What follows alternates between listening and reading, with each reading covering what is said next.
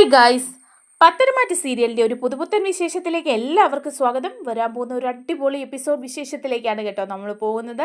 നമ്മുടെ നവ്യ സത്യങ്ങളെല്ലാം അറിയാണ് ചെയ്യുന്നത്. അബിയാണ് ചന്തുമോളുടെ അച്ഛനെന്നോ, എന്നിട്ടും ഇത്രയും വൃത്തികെട്ട കളികളൊക്കെ അബി കളിക്കുകയാണെന്നുള്ള കാര്യങ്ങളും അതുപോലെ തന്നെ ജുവലറിയിൽ കള്ളത്തരങ്ങളൊക്കെ നടത്തിക്കൊണ്ടിരിക്കുന്നത് അബിയാണെന്നുള്ള വിവരവും ഒക്കെ മനസ്സിലാക്കുകയാണ് നവ്യ. അപ്പം നവ്യ അബിയുടെ അടുത്ത് എന്നിട്ട് പൊട്ടിത്തെറിക്കുന്നുണ്ട് കേട്ടോ. ഇത്രയൊരു നീചനാണോ നീ എന്നൊക്കെ ചോദിച്ചിട്ട് ആ വിശേഷങ്ങളാണ് നമ്മൾ പങ്കുവയ്ക്കാൻ പോകുന്നത്. നമ്മുടെ വീഡിയോ ഇഷ്ടമായാലൊന്ന് ലൈക്ക് ചെയ്യണേ, ചാനൽ കൂടി ഒന്ന് സബ്സ്ക്രൈബ് ചെയ്ത് സപ്പോർട്ട് ചെയ്യണേ. അങ്ങനെ നന്ദു ട്രെയിനിങ് ഒക്കെ പൂർത്തിയാക്കിയിരിക്കുകയാണ്. അങ്ങനെ നന്ദുവിന് നാട്ടിലെവിടെയെങ്കിലും തന്നെ പോസ്റ്റിംഗ് കിട്ടുമെന്നുള്ള ഒരു സന്തോഷത്തിൽ തന്നെയാണ് കേട്ടോ. അങ്ങനെ കനകയും ഗോവിന്ദനും ഒക്കെ സന്തോഷത്തിലാണ്. നന്ദുമോന് നമ്മുടെ നാട്ടിൽ തന്നെ കിട്ടുവാണെങ്കിൽ വളരെ സന്തോഷമല്ലേ എന്നൊക്കെ പറയാം. അപ്പോൾ ഗോവിന്ദനും പറയുന്നുണ്ട്, അതെ ഭയങ്കര സന്തോഷമാവും, അവൾ ഇവിടെ തന്നെ എസ് ഐ ആയിട്ട് ചാർജ് എടുക്കുകയാണെങ്കിൽ നമ്മളെ പല പ്രാവശ്യമായിട്ട് കളിയാക്കിയവരുടെ മുമ്പിലൊക്കെ നമുക്ക് തല ഉയർത്തി നടക്കാനൊക്കെ പറ്റും എന്ന് പറയണം. നന്ദു ആണെങ്കിൽ ഈ വിവരം വിളിച്ച് നയനെ അറിയിക്കുന്നുണ്ട്. നയനയോട് പറയുന്നുണ്ട്, ചേച്ചി എൻ്റെ ട്രെയിനിങ് ഒക്കെ കഴിഞ്ഞു, അടുത്ത ദിവസം ഞാൻ അങ്ങോട്ട് തിരിച്ചു വരും. പിന്നെ പോസ്റ്റിങ്ങിൻ്റെ കാര്യം മാത്രമേ ഉള്ളൂ, അതും നമ്മുടെ നാട്ടിൽ തന്നെ എവിടെയെങ്കിലും അത് കിട്ടുമായിരുന്നെങ്കിൽ നന്നായിരുന്നു. അച്ഛനും അമ്മയ്ക്കും ഒക്കെ ഒരുപാട് സന്തോഷമായേനെന്ന് പറയാം. അപ്പോൾ നയനയും പറയുന്നുണ്ട്, അതെ അത് നല്ലതായിരുന്നു മോനെ, നമ്മുടെ നാട്ടിൽ തന്നെ കിട്ടാൻ വേണ്ടി നമുക്ക് പ്രാർത്ഥിക്കാമെന്നൊക്കെ പറയുകയാണ്. അങ്ങനെ ആദർശിനോട് നയന പറയുന്നുണ്ട്, ആദർശേട്ടാ നന്ദുവിൻ്റെ ട്രെയിനിങ് ഒക്കെ കഴിഞ്ഞു, അങ്ങനെ എല്ലാ പ്രശ്നത്തിൽ നിന്നും ഒക്കെ മുക്തിയായി അവൾ ഒരു എസ് ഐ ആയിട്ട് വരികയാണ്. ഇനിയിപ്പോൾ എവിടെയാണ് പോസ്റ്റിംഗ് എന്ന് അറിഞ്ഞാൽ മതി. ദൂരോട്ടൊന്നും പോകുന്നതിലും അവൾക്കിഷ്ടം നമ്മുടെ നാട്ടിൽ തന്നെ നിൽക്കാനാണ്. അല്ലെങ്കിൽ നന്ദു നമ്മുടെ നാടിനടുത്ത് ഏതെങ്കിലും സ്റ്റേഷനിൽ പോസ്റ്റിംഗ് കിട്ടി വരികയാണെങ്കിൽ നമുക്ക് എല്ലാവർക്കും അത് സന്തോഷമുള്ള കാര്യമല്ലേ എന്നൊക്കെ ഇങ്ങനെ പറയാണ്. അപ്പോൾ ആദർശ് പറയുന്നുണ്ട്, അതൊക്കെ ശരി തന്നെയാണ്, നന്ദു ഇവിടെ എവിടെയെങ്കിലും വന്നാൽ അത് നല്ല കാര്യം തന്നെയാണ്. ആ കുട്ടി ഒരുപാട് ആഗ്രഹിച്ചല്ലേ ഒരു എസ് ഐ ആവണമെന്ന്. പലരും കളിയാക്കുകയും പിന്നിൽ നിന്ന് കുത്തുകയൊക്കെ ചെയ്തിട്ടുണ്ട്. അവരുടെയൊക്കെ മുമ്പിൽ കുട്ടിക്ക് തല ഉയർത്തി നടക്കാൻ പറ്റും എന്നും ആദർശ് പറയേ. എന്നിട്ട് ആദർശ് പറയുന്നുണ്ട്, ഇക്കാര്യം ഞാനൊന്ന് മുത്തശ്ശനോട് സംസാരിച്ച് നോക്കാം. മുത്തശ്ശൻ്റെ സ്വാധീനം വെച്ചിട്ട് നന്ദുവിന് ഇവിടെ എവിടെയെങ്കിലും പോസ്റ്റിംഗ് കിട്ടാനായിട്ട് അടുത്ത് നമ്മുടെ നാടുകളിൽ തന്നെ ആവുമ്പം അത് വളരെ നല്ലതല്ലേ എന്നൊക്കെ പറയുമ്പം നൈനിയും പറയേ, ശരിയാ, മുത്തശ്ശനോട് ആദർശേട്ടനൊന്ന് സംസാരിച്ച് നോക്ക് എന്ന് പറയാണ്. അങ്ങനെ ആദർശ് എന്ന് മുത്തശ്ശനോട് സംസാരിക്കുന്നുണ്ട് കേട്ടോ. മുത്തശ്ശ, നന്ദുവിൻ്റെ ട്രെയിനിങ് ഒക്കെ പൂർത്തിയായി, മുത്തശ്ശൻ്റെ കൂടെ സഹായം കൊണ്ടാണ് അവൾ ഇപ്പോൾ ട്രെയിനിങ് ഒക്കെ പൂർത്തിയായിട്ട് പുറത്ത് വരുന്നത്. നേരത്തെ ട്രെയിനർ ആയിരുന്നെങ്കിൽ അവളെ ഒരുപാട് ഉപദ്രവിച്ച് ഈ ട്രെയിനിങ്ങിന് പൂർത്തിയാക്കാതെ പുറത്താക്കുമായിരുന്നു. ഇപ്പം എന്തായാലും അടുത്ത ദിവസം തന്നെ നന്ദു വരുന്നുണ്ട്. പിന്നെ പോസ്റ്റിങ്ങിൻ്റെ കാര്യമാണ്. നന്ദുവിൻ്റെ ആഗ്രഹം നമ്മുടെ നാട്ടിൽ തന്നെ കിട്ടണം എന്നാണ്. അടുത്ത ഏതെങ്കിലും ഒരു സ്റ്റേഷനിലായിരുന്നെങ്കിൽ നന്നായിരുന്നു എന്ന് നന്ദു പറഞ്ഞു. മുത്തശ്ശൻ്റെ സ്വാധീനം വെച്ച് അവൾക്ക് അടുത്ത് എവിടെയെങ്കിലും ഒരു പോസ്റ്റിംഗ് ഒപ്പിച്ചു കൊടുക്കാൻ പറ്റുമോ? കാരണം അച്ഛനും അമ്മയ്ക്കും ഒക്കെ ഒരുപാട് സന്തോഷമാകും അങ്ങനെ ആവുമ്പം എന്ന് ആദർശ് പറയാം മുത്തശ്ശനോട്. അപ്പം മുത്തശ്ശൻ പറയുന്നുണ്ട്, അതിനെന്താ, ഞാൻ എൻ്റെ വഴിക്കൊന്ന് അന്വേഷിച്ച് നോക്കട്ടെ, എങ്ങനെയെങ്കിലും പറ്റുമെങ്കിൽ നമ്മുടെ അടുത്ത് ഏതെങ്കിലും ഒരു സ്റ്റേഷനിൽ തന്നെ നന്ദുവിനെ ചാർജ് ഏൽപ്പിക്കാം. അങ്ങനെ ആവുമ്പം നമുക്കും കുറേയൊക്കെ ഉപകാരം ഉണ്ടെന്നേ. ഒരു എസ് ഐ നമ്മുടെ കൂടെ ഉള്ളപ്പം നമ്മുടെ കാര്യങ്ങൾക്കൊക്കെ മുന്നോട്ട് പോകുമ്പം ഒരാൾ പരിചയക്കാരനുണ്ടല്ലോ. ഇപ്പം തന്നെ അറിയാലോ ആദർശേ, നമ്മുടെ ജ്വല്ലറിയിലെ കാര്യമൊക്കെ. ജ്വല്ലറിയിലെ കേസ് അന്വേഷിക്കാനായിട്ട് കൊടുത്തിട്ട് എത്ര നാളായി. ആ എസ് ഐ ആണെങ്കിൽ ഒന്ന് തിരിഞ്ഞു പോലും നോക്കുന്നില്ല. അയാളെ അവിടെ നിന്ന് മാറ്റിയിട്ട് നന്ദു അവിടെ വരികയായിരുന്നെങ്കിൽ നമ്മുടെ കാര്യങ്ങൾക്കൊക്കെ ഒരു നീക്കുപോക്കുണ്ടായേനെ. നമ്മുടെ മാത്രമല്ല, നന്ദു എല്ലാ നീതിയുടെ പക്ഷത്ത് മാത്രമേ നിൽക്കുള്ളൂ. അല്ലാതെ ആ പണം കണ്ടിട്ട് ആരുടെയെങ്കിലും പക്ഷം ചേർന്ന് തെറ്റായ മാർഗത്തിലൂടെ ഒന്നും നന്ദു പോവില്ല. അങ്ങനെ നീതിമാനായ ഒരു എസ് ഐ നമ്മുടെ നാട്ടിൽ തന്നെ വന്നാൽ നല്ലതല്ലേ ആദർശേ? ഞാൻ അതിന് വേണ്ട കാര്യങ്ങളൊക്കെ ചെയ്തോളാം എന്ന് മുത്തശ്ശൻ പറയുകയാണ് കേട്ടോ. അപ്പോൾ ആദർശവും പറയുന്നുണ്ട്, അതേ മുത്തശ്ശ, അത് നല്ല കാര്യമാണ്, അത് നയനയുടെ വീട്ടുകാർക്കും ഒക്കെ സന്തോഷമുള്ള ഒരു കാര്യമല്ലേ എന്നൊക്കെ പറഞ്ഞ് പോരുകയാണ്. അങ്ങനെ മുത്തശ്ശൻ്റെ വഴിക്ക് മുത്തശ്ശൻ തന്നെ എല്ലാം റെഡിയാക്കി കൊടുക്കുകയാണ്. നന്ദുവിന് ചാർജ് എടുക്കാനായിട്ട് ആ നാട്ടിൽ തന്നെ ആ സ്റ്റേഷനിൽ തന്നെ വരികയാണ് കേട്ടോ. മറ്റേ എസ് ഐയെ മാറ്റിയിട്ട് അതിന് പകരം നന്ദുവാണ് അവിടെ ചാർജ് എടുക്കുന്നത്. അപ്പോൾ ഈ വിവരം നന്ദുവിനെ വിളിച്ചറിയിക്കുകയാണ് കേട്ടോ മുത്തശ്ശൻ. അപ്പം നന്ദുവിന് ഭയങ്കര സന്തോഷമാവുകയാണ്. നന്ദുവിനോട് പറയുന്നുണ്ട്, മോൾക്ക് ഇവിടെ തന്നെ റെഡിയാക്കിയിട്ടുണ്ട്, ഇവിടെ തന്നെയായിരിക്കും പോസ്റ്റിങ്, അതുകൊണ്ട് എപ്പോഴും നന്നായിട്ട് മുന്നോട്ട് പോവുക, നീതിയുടെ ഭാഗത്ത് നിന്ന് തന്നെ ചിന്തിക്കണം എന്ന് പറയാണ്. അനീതിയെ ഒന്നും പ്രോത്സാഹിപ്പിക്കാൻ നിൽക്കരുത്, എപ്പോഴും നല്ല ഒരു കരിയർ ആയിരിക്കണം കുട്ടി മുന്നോട്ട് കൊണ്ടുപോകേണ്ടത്, അതിലൊരു കളങ്കം ഉണ്ടാവരുതെന്നൊക്കെ മുത്തശ്ശൻ പറഞ്ഞു കൊടുക്കുകയാണ്. അപ്പം നന്ദു പറയുന്നുണ്ട്, എന്തായാലും മുത്തശ്ശ, ഞാൻ അങ്ങനെയേ പോകുള്ളൂ, അല്ലാതെ അനീതിയുടെ കൂടെ ഞാൻ ഒരിക്കലും നിൽക്കില്ല, അതിനുവേണ്ടി തന്നെയാണ് ഞാൻ എസ് ഐ ആയതും എന്നിങ്ങനെ നന്ദു പറയുമ്പം മുത്തശ്ശൻ ബെസ്റ്റ് ഓഫ് ലക്കൊക്കെ പറഞ്ഞിട്ട് ഫോൺ വയ്ക്കുകയാണ്. നന്ദു ഉടനെ ചെന്ന് ഗോവിന്ദനോടും കനകയോടും പറയുന്നുണ്ട് കേട്ടോ, മൂർത്തി മുത്തശ്ശൻ്റെ റെക്കമെൻഡേഷൻ കൊണ്ട് തന്നെ നമ്മുടെ നാട്ടിൽ തന്നെ എനിക്ക് കിട്ടിയിരിക്കുകയാണ്. അതുകൊണ്ട് ഭയങ്കര സന്തോഷമാണ്. നമ്മുടെ നാടും അതുപോലെ തന്നെ അനന്തപുരിയും ഒക്കെ ഉൾപ്പെടുന്ന ആ ഒരു ഏരിയ ആണ് എനിക്കുള്ളത്. അത് എന്നെ സംബന്ധിച്ച് ഭയങ്കര അഭിമാനമാണെന്നൊക്കെ പറയുക. അപ്പോൾ കനകയും ഗോവിന്ദനും പറയുന്നുണ്ട്, ശരിയാ മോളെ, നല്ല കാര്യമാണ്, എന്തായാലും മോൾക്ക് ഇവിടെ തന്നെ കിട്ടിയത് നന്നായെന്ന് പറയാം. അപ്പം നന്ദു പറയുന്നുണ്ട്, എനിക്ക് ചില കാര്യങ്ങൾ ചെയ്തു തീർക്കാനുണ്ട് അമ്മയെന്ന് പറയുക.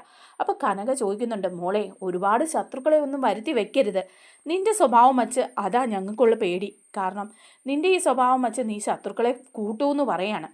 അപ്പോൾ പറയുന്നുണ്ട് നന്ദു, പിന്നെ എന്താ, ഞാനെല്ലാം കണ്ടില്ലെന്ന് വെച്ച് കണ്ണടയ്ക്കണമെന്ന് ചോദിക്കുക.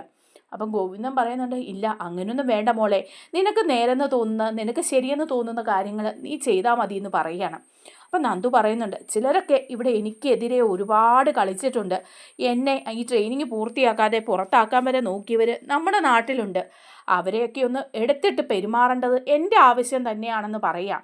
അപ്പോൾ കനക പറയുന്നുണ്ട്, എടി പ്രശ്നത്തിനൊന്നും പോകരുത്, മോളിപ്പോൾ ഉദ്ദേശിച്ചത് ആരെയാണെന്ന് എനിക്ക് മനസ്സിലായി, ആ അനാമികയല്ലേ എന്ന് ചോദിക്കുക. അപ്പം നന്ദു പറയുന്നുണ്ട്, അതെ അനാമികയെ തന്നെയാണ്, അവളും അവളുടെ അച്ഛനും അമ്മയും കൂടി ചേർന്ന് കുറച്ചൊന്നുമല്ല പാര എനിക്കും എൻ്റെ ചേച്ചിമാർക്കും എതിരെ ചെയ്തത്. ഇപ്പോൾ അവസാനവും ആ ട്രെയിനറുമായിട്ട് അനാമികയുടെ അച്ഛന് പരിചയം ഉണ്ടായിരുന്നു, അതുവഴിയാണ് അവിടുന്ന് എന്നെ പുറത്താക്കാനുള്ള പരിപാടികളൊക്കെ ചെയ്തുകൊണ്ടിരുന്നത്. അവർ ചെയ്തു കൂട്ടിയ തെറ്റുകൾ എന്തൊക്കെയാണെന്ന് അമ്മയ്ക്കും അച്ഛനും അറിയാവോ എന്ന് ചോദിക്കുകയാണ്. അനന്തപുരിയിൽ ഒരുപാട് കള്ളത്തരങ്ങൾ അനാമിക ചെയ്തിട്ടുണ്ട്. അതുപോലെ തന്നെ അന്ന് ആ പാലിൽ വിഷം ചേർത്ത് കൊടുത്തത് അനാമികയും അവളുടെ അമ്മയും കൂടിയാണെന്ന് പറയാണ്. അപ്പോൾ കനക ചോദിക്കുക, എന്താ മോളെ നീ പറയുന്നത്, വെറുതെ അങ്ങനെയൊന്നും ആരോപണം വയ്ക്കരുതെന്ന് പറയാം. അപ്പോൾ പറയുന്നുണ്ട്, വെറുതെ അല്ല, അതൊക്കെ നമ്മുടെ ചേച്ചിമാർക്ക് അറിയാം കാര്യങ്ങൾ, ഞങ്ങൾ അവിടെ ഒരു പ്രശ്നം ഉണ്ടാകണ്ടല്ലോ എന്ന് വെച്ച്, അനിയും അനാമികയും തമ്മിൽ വീണ്ടും പ്രശ്നങ്ങളാകണ്ടല്ലോ എന്ന് വെച്ച് എല്ലാം മറച്ചു വെച്ചതാണ്. അന്ന് ആ പണി ചെയ്തത് നവ്യേച്ചിയെ കൊല്ലാനായിട്ട്, നവ്യേച്ചിയുടെ കുഞ്ഞിനെ കൊല്ലാനായിട്ട് അനാമികയും അവളുടെ അമ്മയും കൂടിയാണ് ചെയ്തത്. അത് പക്ഷേ ആദർശേട്ടൻ്റെ അമ്മയാണ് ആ പാലെടുത്ത് കുടിച്ചതെന്നേ ഉള്ളൂ. ഇങ്ങനെ പല കള്ളത്തരങ്ങളും അവൾ ചെയ്ത് കൂട്ടിയിട്ടുണ്ട്. അതുമാത്രമല്ല, നിങ്ങൾക്കൊക്കെ അറിയോ, വലിയ കള്ളത്തരങ്ങൾ പറഞ്ഞാണ് അവർ ജീവിക്കുന്നത് തന്നെ. പല സ്ഥലത്തും ഇവർക്കെതിരെ ഫ്രോഡ് കേസുകളൊക്കെ ഉണ്ട്. അനാമികയുടെ അച്ഛൻ വേണു ഉണ്ടല്ലോ, വലിയ ഒരു താപ്പാനിയാണ്. അയാൾ മലേഷ്യയിലായിരുന്നു, അവിടെയായിരുന്നു, ഇവിടെയായിരുന്നു എന്നൊക്കെ പറയുന്നുണ്ട്. ആ എല്ലാ സ്ഥലത്തും പണം തട്ടിപ്പുമായിട്ട് ബന്ധപ്പെട്ട് കേസുകളുണ്ട്. പലരും അയാൾക്കെതിരെ കേസ് കൊടുത്തിട്ടുമുണ്ട്. അങ്ങനെയുള്ള കള്ളത്തരങ്ങളിൽ നിന്ന് 10 പൈസയ്ക്ക് നിവൃത്തിയില്ലാതെ ജീവിക്കുന്ന സമയത്താണ് അനിയെ വളച്ചെടുക്കുന്നത്. അനിയുമായിട്ട് വിവാഹം ഉറപ്പിക്കുമ്പം കോടീശ്വരന്മാരാണ് എന്ന് പറഞ്ഞിട്ട് ആണ് അനന്തപുരിയിൽ ബന്ധം ഉറപ്പിച്ചിരിക്കുന്നത്. അങ്ങനെ പല കള്ളത്തരങ്ങളും അവരുടെ പേരിലുണ്ട്, ഒരുപാട് കേസുകളും ഉണ്ട്. അങ്ങനെ കുറേ കാര്യങ്ങൾ എനിക്ക് തെളിയിച്ചെടുക്കാനായിട്ടുണ്ട്. അവരെയൊന്നും ഞാൻ വെറുതെ വിടാൻ ഉദ്ദേശിക്കുന്നില്ലെന്ന് പറയുകയാണ് നന്ദു. അപ്പം ഗോവിന്ദനും പറയുന്നുണ്ട്, മോളെ സൂക്ഷിച്ചും കണ്ടുമൊക്കെ വേണം, ശത്രുക്കൾക്കൊക്കെ നല്ല ബലമുള്ളവരാണ്, അവരൊക്കെ എന്ത് ചെയ്യാൻ മടിക്കാത്തവരാണ്, അതുകൊണ്ട് കാര്യങ്ങളൊക്കെ സൂക്ഷിച്ചും കണ്ടും ചെയ്യണം എന്ന് പറയുകയാണ് കേട്ടോ. അപ്പോൾ നന്ദു പറയുന്നുണ്ട്, അതുമാത്രമല്ലമ്മേ, വേറെയും ചില കാര്യങ്ങൾ എനിക്ക് തെളിയിച്ചെടുക്കാനുണ്ടെന്ന് പറയാം. അപ്പോൾ കനക ചോദിക്കുക, എന്താ മോളെ എന്ന് ചോദിക്കുക. അനന്തപുരിയുമായിട്ട് ബന്ധപ്പെട്ട ചില കാര്യങ്ങളാണ്. എൻ്റെ നവ്യേച്ചി അവിടെ ജീവിക്കുന്നുണ്ട് അഭിയുടെ ഭാര്യയായിട്ട്. പക്ഷേ അഭി ആ നവ്യേച്ചിയെ ചതിക്കുകയാണെന്നുള്ള കാര്യത്തിൽ എനിക്ക് സംശയമുണ്ടെന്ന് പറയാണ്. അപ്പോൾ ഗോവിന്ദൻ ചോദിക്കുക, അതെന്താ മോളെ, ആദർശല്ലേ അങ്ങനെ ഒരു തെറ്റ് ചെയ്തത്? അപ്പോൾ ശരിക്കും പറഞ്ഞാൽ നയന മോളാണ് അവിടെ വിഷമിച്ച് ജീവിക്കുന്നത്. പിന്നെ അവൾ എന്തുകൊണ്ടാണ് ഇതൊക്കെ മറച്ചു വെച്ച് മുന്നോട്ടിങ്ങനെ ജീവിക്കുന്നതെന്ന് ഞങ്ങൾക്ക് പോലും മനസ്സിലാവുന്നില്ല. ഈ ഒരു കാര്യത്തിൻ്റെ പേരിൽ അവൾ തിരിച്ച് ഇവിടെ വന്ന് നിന്നാൽ കൂടി ഞങ്ങൾ അവളെ ഇരു കൈയും നീട്ടി സ്വീകരിക്കും. എന്നെക്കൊണ്ടാകാവുന്ന പോലെ അവൾക്ക് ചെലവിന് കൊടുത്ത് ഞാൻ നോക്കും. എന്നിട്ടും അവൾ അവിടെ നിന്ന് തിരിച്ചു പോരാൻ തയ്യാറാവുന്നില്ല. ആദർശിൻ്റെ തെറ്റിനൊക്കെ കുട പിടിക്കുകയല്ലേ അവളെ ചെയ്യുന്നതെന്ന് ചോദിക്കുക. അപ്പം നന്ദു പറയുന്നുണ്ട്, ആ കാര്യത്തിലൊക്കെ എനിക്ക് സംശയമുണ്ട്. നയനേച്ചി ഒന്നും കാണാതെ ഒരു കാര്യവും ചെയ്യില്ല. പിന്നെ ആദർശേട്ടൻ ഇങ്ങനെ ഒരിക്കലും ഇങ്ങനെ ഒരു തെറ്റ് ചെയ്യില്ല. അത് ഞാൻ ഉറച്ചു വിശ്വസിക്കുന്ന കാര്യമാണ്. ഇനി നിങ്ങൾ ആരൊക്കെ എന്തൊക്കെ പറഞ്ഞാലും ഞാൻ ആദർശേട്ടനെ വിശ്വസിക്കുന്നുണ്ട്. ആ ഒരു വിശ്വാസം നയനേച്ചിക്കുമുണ്ട്. അതുകൊണ്ടാണ് നയനേച്ചി ഇങ്ങനെ നിൽക്കുന്നത്. പിന്നെ അപ്പോൾ കനക പറയാണ്, പിന്നെ എന്തിനാണ് ആദർശ് പറഞ്ഞത്, ആദർശിൻ്റെ കുഞ്ഞാണ് ചന്തുമോളെന്ന് ആദർശ് സമ്മതിച്ചല്ലോ, പിന്നെ ഇപ്പം എന്താ പ്രശ്നം എന്ന് ചോദിക്കുക. അപ്പോൾ നന്ദു പറയുന്നുണ്ട്, മറ്റുള്ളവർക്ക് വേണ്ടിയിട്ട് ഒരുപാട് സഹിക്കാൻ തയ്യാറുള്ളവരാണ് ആദർശേട്ടനും നയനേച്ചിയും. അതുകൊണ്ടായിരിക്കും ചിലപ്പോൾ അവരത് സമ്മതിച്ചിരിക്കുന്നത്. പക്ഷേ ആദർശേട്ടൻ്റെ മേലിലും നയനേച്ചിയുടെ മേലിലും വീണിരിക്കുന്ന ഈ കളങ്കം അത് മാറ്റിയെടുക്കണം. അതിൻ്റെ സത്യങ്ങളൊക്കെ എനിക്ക് തെളിയിച്ചു കൊണ്ടുവരണം അമ്മയെന്ന് പറയുക.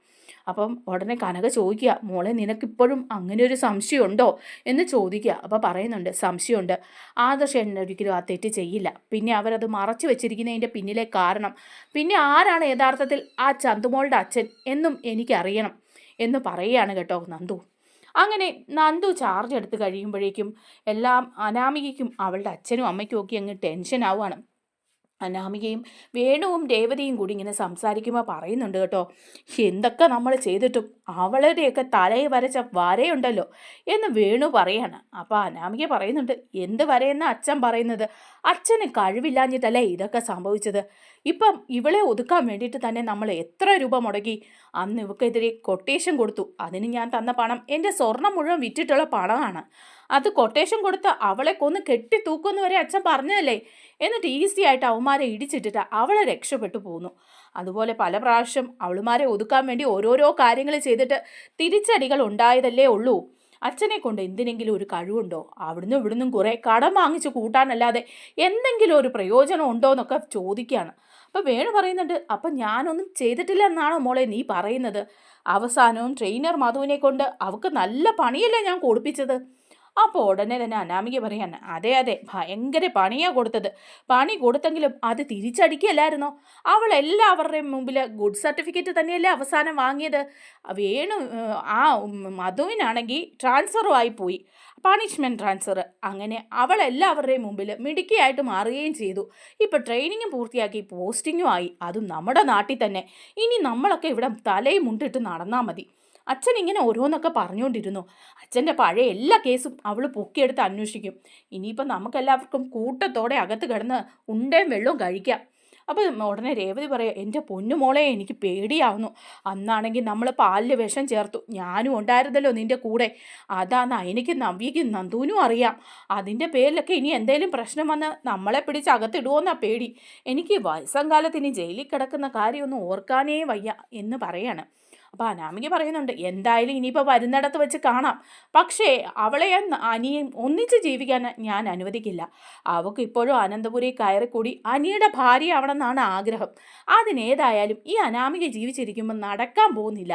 അത് ഞാൻ എങ്ങനെയെങ്കിലും മുടക്കും എന്നൊക്കെ ഇങ്ങനെ പറയുകയാണ് കേട്ടോ. അങ്ങനെ കാര്യങ്ങളൊക്കെ മുന്നോട്ട് പോവുകയാണ്. അപ്പോഴാണ് ദേവയാനി പറയുകയാണ് നയനയോട്, നന്ദുവിന് SI ആയിട്ട് പോസ്റ്റിംഗ് ഒക്കെ കിട്ടിയില്ലേ, ഇനിയിപ്പം നമുക്ക് നന്ദുവിനെ വിളിച്ചിട്ട് ഒരു ട്രീറ്റൊക്കെ കൊടുക്കണം, വീട്ടിലേക്ക് വിളിക്കാമെന്ന് പറയാം.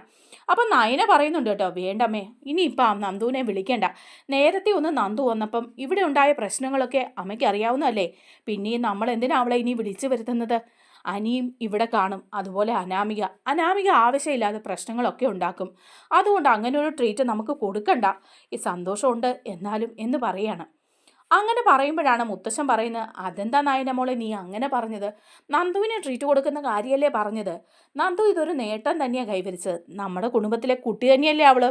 പിന്നെ അവളെ വിളിച്ച് ദേവയാനി പറഞ്ഞ പോലെ ഒരു ട്രീറ്റ് കൊടുത്താൽ എന്താ കുഴപ്പം? നിൻ്റെ അനിയത്തിയല്ലേ, നിൻ്റെ മാത്രമല്ല നവ്യയുടെ അനിയത്തിയാണ്. പിന്നെ എന്താ അതിനൊരു കുഴപ്പം എന്ന് ചോദിക്കുക. അപ്പം നയന പറയുന്നുണ്ട്, വേണ്ട മുത്തശ്ശ, അനാമിക അതിൻ്റെ പേരിൽ ഒരുപാട് പ്രശ്നങ്ങളൊക്കെ ഉണ്ടാക്കും. ഇപ്പം തന്നെ അനാമികയുടെയും അനിയുടെയും ജീവിതത്തിലെ പ്രശ്നങ്ങൾ അറിയാവുന്നതല്ലേ. നന്ദുവിനെ അനിയിൽ നിന്ന് അകറ്റി കൊണ്ടുവരുവാണ് ഞങ്ങൾ. ഓരോ നിമിഷവും അവളെ ഞങ്ങളിങ്ങനെ ഉപദേശിച്ചുകൊണ്ടേ ഇരിക്കുകയാണെന്ന് പറയാം. അപ്പം മുത്തശ്ശൻ പറയുന്നുണ്ട്, അതൊന്നും പറഞ്ഞാൽ പറ്റില്ല. നന്ദുവിനെ നമ്മൾ ഇവിടെ ഒരു ട്രീറ്റ് കൊടുക്കുന്നുണ്ട്. എൻ്റെ വക ഒരു ഗിഫ്റ്റ് കൂടി നന്ദുവിന് ഞാൻ കൊടുക്കുന്നുണ്ടെന്ന് പറയുക. നന്ദുവിനെ വിളിച്ചു വരുത്തണമെന്ന് തന്നെ മുത്തശ്ശൻ പറയാണ്. അങ്ങനെ നന്ദുവിനെ അനന്തപുരിയിലേക്ക് വിളിച്ചു വരുത്തുകയാണ്. എന്നിട്ട് മുത്തശ്ശൻ പറയുന്നുണ്ട്, മോളെ ഒരു ട്രീറ്റ് തരാനാണ് വിളിച്ചത്. ട്രീറ്റ് മാത്രമല്ല, നിനക്കൊരു സമ്മാനം കൂടി തരണം. ഈ നേടിയതൊരു ചെറിയ കാര്യമൊന്നുമല്ല. നിൻ്റെ പരിശ്രമം കൊണ്ട് ഈ ചെറുപ്രായത്തിൽ തന്നെ നീ ഇത് നേടിയെടുത്തത് വളരെ നല്ല കാര്യമാണ്. മറ്റു പെൺകുട്ടികൾക്കും നീ ഒരു മാതൃക തന്നെയാണ് മോളെ എന്ന് പറയണം. അപ്പോൾ ഇതെല്ലാം കാണുമ്പോൾ നമ്മുടെ അനാമികയ്ക്കും ജലജയ്ക്കും ജാനകിക്കും ഒന്നും ഇഷ്ടപ്പെടുന്നില്ല. അവിടെ നിന്നുകൊണ്ട് ജലജ പറയുന്നുണ്ട്, ഇപ്പം അച്ഛനും അമ്മയും കൂടി ഇവളെ എന്തിനാ ഇങ്ങോട്ട് കൊണ്ടുവന്നത്? ഇവിടുത്തെ കാര്യങ്ങളൊക്കെ അറിയാൻ മേലാഞ്ഞിട്ടാണോ? അനാമിക മോൾ ഇവിടെ ഉള്ളപ്പം അവളെ എന്തിനാ ഇങ്ങോട്ട് കൂട്ടിക്കൊണ്ട് വന്നതെന്ന് ചോദിക്കുക. അപ്പം മുത്തശ്ശൻ പറയുന്നുണ്ട്, അനാമിക ഇവിടെ ഉണ്ടെങ്കിൽ എന്താ, നന്ദുവിന് ഇവിടെ വന്നൂടെ, നന്ദുവിൻ്റെ ചേച്ചിമാരെ വിവാഹം കഴിച്ചു വിട്ടിരിക്കുന്ന വീടല്ലേ, പിന്നെ ഇങ്ങനെയുള്ള തെറ്റിദ്ധാരണകളുടെ ഒന്നും ആവശ്യമില്ല. അനാമിക ചിന്തിക്കുന്ന പോലെ ചിന്തിക്കാത്തത് കൊണ്ടും അവളുടെ കരിയറിൽ ശ്രദ്ധിച്ചത് കൊണ്ടും അല്ലേ നന്ദുവിന് ഇപ്പം ഇങ്ങനെ ഒരു നേട്ടം നേടാൻ കഴിഞ്ഞത്. അതുകൊണ്ട് നന്ദുവിന് ഞാനൊരു ഗിഫ്റ്റ് കൊടുക്കുവാണ് എന്ന് പറഞ്ഞിട്ട് ഒരു സ്വർണ്ണമാല തന്നെയാണ് മുത്തശ്ശൻ കൊടുക്കുകയാണ് കേട്ടോ. അപ്പോൾ ഇത് കണ്ടു കഴിയുമ്പോൾ അനാമികയ്ക്ക് ദേഷ്യം വന്നിട്ട് അനാമിക ചാടി തുള്ളി അകത്തേക്ക് കയറി പോവുക. ജലജയും ജാനകിയാണെങ്കിൽ പരസ്പരം നോക്കി നിന്നിട്ട് ഇഷ്ടമില്ലാത്ത പോലെ ഇങ്ങനെ നിൽക്കുകയാണ്. പക്ഷേ നന്ദുവിന് നല്ലൊരു ട്രീറ്റ് കൊടുക്കുകയാണ്. ദേവയാനിയും നയനയും എല്ലാം കൂടി. മറ്റവരാരും അതിലൊന്നും പകച്ചേരുന്നില്ല. അതിനൊക്കെ ശേഷം നന്ദു പോകാൻ തുടങ്ങുമ്പം മുത്തശ്ശൻ പറയാണ്, മോളെ നന്ദു, എനിക്ക് നിന്നോട് ചില കാര്യങ്ങൾ പറയാനുണ്ട്. നിനക്ക് ഈ നമ്മുടെ നാട്ടിൽ തന്നെ പോസ്റ്റിങ് ഞാനും കൂടി പറഞ്ഞിട്ടാണ് കിട്ടിയത്. അതെന്താണെന്ന് വെച്ചാൽ കുറേ അനീതിയും കുറേ അക്രമമൊക്കെ നമ്മുടെ നാട്ടിലും ഉണ്ടല്ലോ. അതിനെതിരെയൊക്കെ നീ പ്രവർത്തിക്കണം. മുടങ്ങിപ്പോയ പല കേസുകളും ഉണ്ട്. കൈക്കൂലിയൊക്കെ വാങ്ങിയിട്ട് പല ഉദ്യോഗസ്ഥരും പല കാര്യങ്ങളും മുക്കി വെച്ചിട്ടുണ്ട്. അതൊക്കെ ഒന്ന് നേരെയാക്കി എടുക്കണം മോള് ഇവിടെ ചാർജ് എടുക്കുമ്പം എന്ന് പറയണം. അപ്പം നന്ദു പറയുന്നുണ്ട്, ശരി മുത്തശ്ശ, ഞാൻ ചില കാര്യങ്ങളൊക്കെ ഇപ്പം തന്നെ നോക്കി വെച്ചിട്ടുണ്ട്. ആ കാര്യത്തിലൊക്കെ മുഖം നോക്കാതെ തന്നെ ഞാൻ നടപടി എടുക്കുമെന്ന് പറയണം. അപ്പം മുത്തശ്ശൻ പറയുന്നുണ്ട്, നമ്മുടെ ജ്വല്ലറിയിലെ ഒരു സ്വർണ്ണക്കടത്തിൻ്റെ കേസ്, സ്വർണ്ണ ആഭരണങ്ങൾ ടാക്സ് വെട്ടിച്ച് കൊണ്ടുവന്നിട്ട് നമ്മുടെ ജ്വല്ലറിയിൽ അത് ഓർണമെൻറ്റ്സ് ആയിട്ട് വിൽക്കുകയൊക്കെ ചെയ്ത ഒരു കേസ് കിടക്കുന്നുണ്ട്. അത് മറ്റൊരു അന്വേഷണ ഉദ്യോഗസ്ഥനാണ് അന്വേഷിച്ചുകൊണ്ടിരുന്നത്. അയാൾ ആരുടെയോ പക്ഷത്ത് നിന്ന് മനഃപൂർവ്വം അന്വേഷണം വൈകിപ്പിക്കുകയാണ് ചെയ്തത്. ഇതുവരെ അതിൻ്റെ പേരിൽ ഒരു നടപടി പോലും ഇവിടെ എടുത്തിട്ടില്ല. ഒരു സ്റ്റാഫിനെ പോലും അതിൻ്റെ പേരിൽ ചോദ്യം ചെയ്തിട്ടില്ല. അങ്ങനെയൊക്കെ കിടക്കുന്ന നമ്മുടെ ആ കേസൊന്ന് എടുത്ത് പൊടി തട്ടിയെടുത്ത് അന്വേഷിക്കണമെന്ന് പറയാണ്. അപ്പം നന്ദു പറയുന്നുണ്ട്, അതൊക്കെ ഞാൻ ചെയ്തോളാം മുത്തശ്ശ, അതിപ്പോൾ എൻ്റെ കൂടി ആവശ്യമല്ലേ, ഞാനും ഈ കുടുംബത്തിലെ ഒരു അംഗമല്ലേ, അതുകൊണ്ട് നമ്മുടെ കേസ് തന്നെ മുഖം നോക്കാതെ ഞാൻ അന്വേഷിക്കാം എന്ന് പറയാണ്. അങ്ങനെ നന്ദു ചാർജ് എടുക്കുകയാണ്. ചാർജ് എടുത്ത് കഴിയുമ്പം ആദ്യം തന്നെ നമ്മുടെ മൂർത്തീസ് ജ്വല്ലറിയിലെ കാര്യങ്ങളാണ് അന്വേഷിക്കുന്നത്. അങ്ങനെ അന്വേഷിക്കുമ്പം നമ്മുടെ അഭി ആണ് കുറ്റക്കാരൻ എന്നുള്ള കാര്യം കണ്ടെത്തുകയാണ് കേട്ടോ. ആ ഒരു സ്വർണ്ണപ്പണിക്കാരനെയൊക്കെ ചോദ്യം ചെയ്യുമ്പം തന്നെ നന്ദുവിന് അതിൽ നിന്നുള്ള ഉത്തരങ്ങൾ കിട്ടുകയാണ്. അതേസമയം അഭി ഒരു ജ്വല്ലറിയുടെ ചാർജ് ഏറ്റെടുത്തിട്ടുണ്ടെങ്കിലും അവിടെയും ഈ കള്ളത്തരങ്ങൾ മുഴുവനാണ് ചെയ്തുകൊണ്ടിരിക്കുന്നത്. എന്നാൽ അതിന് കണ്ടെത്താൻ വേണ്ടിയിട്ട് ഒരു മാനേജറെ വച്ചിട്ടുണ്ടല്ലോ, ആദർശ്. അയാൾ ഈ കള്ളത്തരങ്ങളെല്ലാം കണ്ടുപിടിക്കുകയാണ് കേട്ടോ, അഭി ചെയ്യുന്ന കാര്യങ്ങളെല്ലാം. അങ്ങനെ അതെല്ലാം അപ്പാപ്പ ആദർശിനെ ഇങ്ങനെ അറിയിച്ചുകൊണ്ടിരിക്കുകയാണ്. ആദർശ് മുത്തശ്ശനെ അറിയുകയാണ്. അപ്പോൾ ആ പുതിയ ബ്രാഞ്ചിലും അഭി കള്ളത്തരങ്ങളാണ് ചെയ്യുന്നതെന്നും പഴയ ബ്രാഞ്ചിൽ അത്രയധികം കള്ളസ്വർണം ടാക്സ് വെട്ടിച്ച് കൊണ്ടുവന്ന് മൂർത്തീസ് ജ്വല്ലറി വഴി വിറ്റഴിച്ചത് അഭിയാണെന്നും കണ്ടെത്തുകയാണ്. അപ്പം നന്ദു ഇതെല്ലാം കണ്ടെത്തിയതിന് ശേഷം മുത്തശ്ശനെ വിളിച്ചറിയിക്കുന്നുണ്ട്, മുത്തശ്ശ, ഇങ്ങനെയാണ് കാര്യങ്ങൾ, വേറെ ആരുമല്ല അഭിയേട്ടനാണ് ഇങ്ങനെ ചെയ്തിരിക്കുന്നത് എന്ന് പറയാണ്. അപ്പം മുത്തശ്ശൻ പറയാണ്, എനിക്ക് ഈ കാര്യത്തിൽ യാതൊരു സംശയമില്ലായിരുന്നു. ഇങ്ങനെയുള്ള വെട്ടിപ്പും തട്ടിപ്പും ഒക്കെ നടത്തണമെങ്കിൽ അത് അഭി മാത്രമേ ചെയ്യുള്ളൂ എനിക്കറിയായിരുന്നു. എന്തായാലും ഇപ്പം ഈ കാര്യത്തിൽ ഒരു വ്യക്തത വന്നല്ലോ, തെളിവുകൾ സഹിതം അവനെ പൂട്ടാൻ പറ്റിയ അത് മാത്രമേ ഉള്ളൂ രക്ഷ എന്ന് പറയാണ്. അങ്ങനെ അഭിയെ അറസ്റ്റ് ചെയ്യാനായിട്ട് മുത്തശ്ശൻ തന്നെ പറയുന്നുണ്ട് നന്ദുവിനോട്. കാരണം അറസ്റ്റ് ചെയ്ത് റിമാൻഡ് ചെയ്തോളൂ, അവന് കൊടുത്തിരിക്കുന്ന ഒരു ബ്രാഞ്ചിൻ്റെ ചുമതല അതുകൂടി ഇല്ലാതാക്കുകയാണ്. ഇനി നീ മൂർത്തീസ് ജ്വല്ലറിയുടെ പരിസരത്ത് കൂടി വരണ്ടെന്ന് അഭിയോട് പറയാണ്. നീ ആണെന്ന് എനിക്കറിയായിരുന്നു. നേരത്തെ ആ ഉദ്യോഗസ്ഥനെ കൈക്കൂലി കൊടുത്ത് മയക്കി കേസ് നീട്ടിക്കൊണ്ട് പോയത് നീ തന്നെയാണെന്ന് എനിക്ക് സംശയമുണ്ടായിരുന്നു. ഇപ്പോൾ നന്ദു അന്വേഷിച്ചപ്പോൾ കാര്യങ്ങൾക്കൊക്കെ വ്യക്തത വരികയും തെളിവ് സഹിതം നിന്നെ പൂട്ടാനും പറ്റിയില്ലേ എന്ന് ചോദിക്കുക. അപ്പോൾ ഉടനെ തന്നെ അഭി പറയുന്നുണ്ട്, അത് എനിക്ക് മാപ്പ് തരണം മുത്തശ്ശ, ഞാനൊരു അബദ്ധം പറ്റിപ്പോയതാണ്. എനിക്ക് ഇവിടെ നിന്ന് കിട്ടുന്ന പണം കൊണ്ടൊന്നും ചിലവിന് തികയാത്തത് കൊണ്ട് ഞാനങ്ങനെ ചെയ്തു പോയതാണെന്ന് പറയുമ്പോൾ മുത്തശ്ശൻ പറയാണ്, എന്ത് ചെയ്താലും നിനക്ക് മാതൃകാപരമായിട്ടുള്ള ശിക്ഷ തന്നെ തരാൻ തീരുമാനിച്ചിരിക്കുകയാണ്, അറസ്റ്റ് ചെയ്തോളാൻ തന്നെ നന്ദുവിനോട് പറയാം. അങ്ങനെ അഭിയെ അറസ്റ്റ് ചെയ്ത് കൊണ്ടുപോവാണ് കേട്ടോ. അപ്പം വീട്ടിലാണെങ്കിൽ ഇതറിയുമ്പോൾ നവ്യയ്ക്ക് ആകെപ്പാടെ വെപ്രാളമാകാണ്. അഭി ദൈവമാണെന്ന് പറഞ്ഞാലേ ഇപ്പം നവ്യ ഇരിക്കുന്നത്. നവ്യ അവിടെ നേരെ ചെന്ന് നയനയുടെയും ആദർശിൻ്റെ അടുത്ത് കടന്ന് തുള്ളുവാണ് ചെയ്യുന്നത്. നിങ്ങൾ അഭിയെ പൂട്ടിയതാണെന്ന് പറയാണ്. അവൻ അത്ര വലിയ തെറ്റൊന്നും ചെയ്തിട്ടില്ല, പക്ഷേ ആദർശേട്ടൻ ചെയ്തതുപോലെയുള്ള കാര്യങ്ങളൊന്നും അവൻ ചെയ്തിട്ടില്ല. എന്നിട്ടും അവനെ പൂട്ടാൻ വേണ്ടിയിട്ടാണ് നിങ്ങളിത് ചെയ്തത്. അതിന് നന്ദു കൂടി കൂട്ടി നിന്നല്ലോ എന്നൊക്കെ പറഞ്ഞ് നയന ദേഷ്യപ്പെട്ട ആദർശിനെ പറയാവുന്നതിൻ്റെ പരമാവധി പറഞ്ഞിട്ട് കുഞ്ഞിനെയൊക്കെ എടുത്തുകൊണ്ട് പറയാണ്, ഞാനിനി എൻ്റെ വീട്ടിലേക്ക് പോവാണ്. ഇതിനൊരു തീരുമാനം ഉണ്ടായതിന് ശേഷമേ ഞാനിങ്ങനെ വരുന്നുള്ളൂ. അഭിയെ ഇപ്പോൾ അറസ്റ്റ് ചെയ്ത് കൊണ്ടുപോകാൻ മാത്രം തെറ്റെന്താ അവൻ ചെയ്തതെന്ന് ചോദിക്കുക. ആദർശേട്ടൻ ചെയ്തതൊന്നും തെറ്റല്ലേ എന്നൊക്കെ ചോദിച്ച് ഭയങ്കര ബഹളം വെച്ച് ഇറങ്ങിപ്പോവുക. ഇറങ്ങിച്ചെന്ന് അവിടെ ചെന്ന് കനകയോട് അതിൻ്റെ ഇരട്ടിയായിട്ട് പറഞ്ഞു കൊടുക്കുകയാണ് നവ്യ. കനകയാണെങ്കിൽ ഫോൺ എടുത്തിട്ട് നയനയെ വിളിക്കുക. നയനയെ വിളിച്ചിട്ട് പറയുന്നുണ്ട്, എന്നാലും നയന മോളെ ഇങ്ങനൊന്നും ചെയ്യേണ്ടായിരുന്നു എന്ന് പറയാണ്. നവ്യ സന്തോഷത്തോടെ ജീവിക്കാൻ തുടങ്ങിയതേ ഉള്ളൂ അബിയുടെ കൂടെ. അപ്പം തന്നെ ഇങ്ങനെയുള്ള പ്രശ്നങ്ങൾ വന്നാൽ അവൾ സഹിക്കാൻ പറ്റുമോ?